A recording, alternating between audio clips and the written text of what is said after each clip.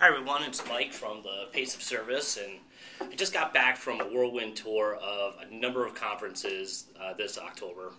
And what I thought I would do is give you some insight to the top 4 questions that I got while I was on the road, and I'll give you my answers. They might not be right, but they're my answers. So the first one is the ROI question. What's the ROI of social media support, customer service support? And usually the way I answer it is, well, the first question I usually ask them is, do you know the ROI of your bathroom?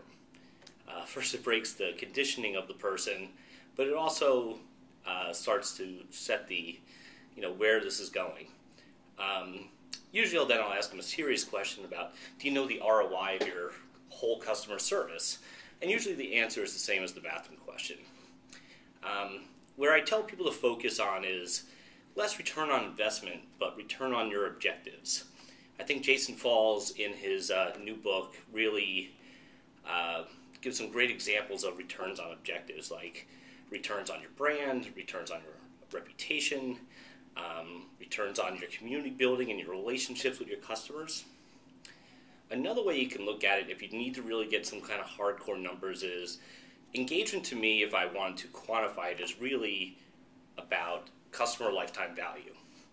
And if you break customer lifetime value down into its 4 critical components, you have your acquisition or your cost of acquisition, your retention, your average spend per month or year or quarter, whatever it is, and profitability.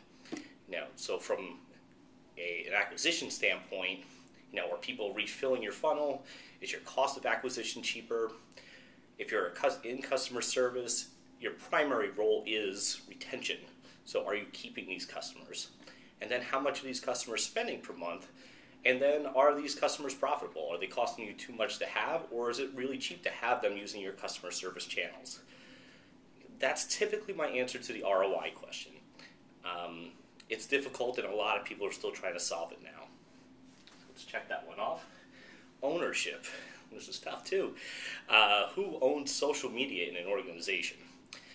My usual answer to that is social media is a tool, similar to your phone system.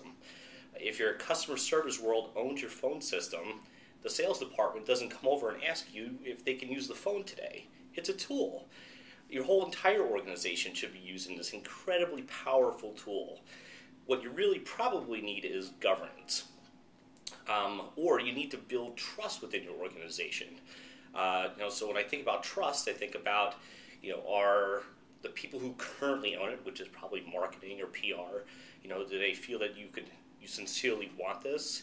Are you reliable with it? And probably most importantly, are you competent, or you have the abilities to actually do it?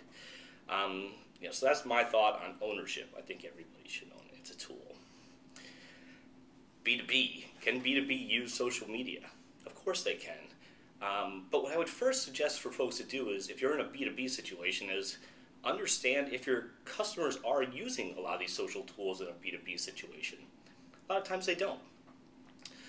So check that first. But if you need to start things or get things rolling, 2 areas I suggest are, one is LinkedIn, and LinkedIn with all the groups. There's a ton of activity on there, and it's a great place for you to get started.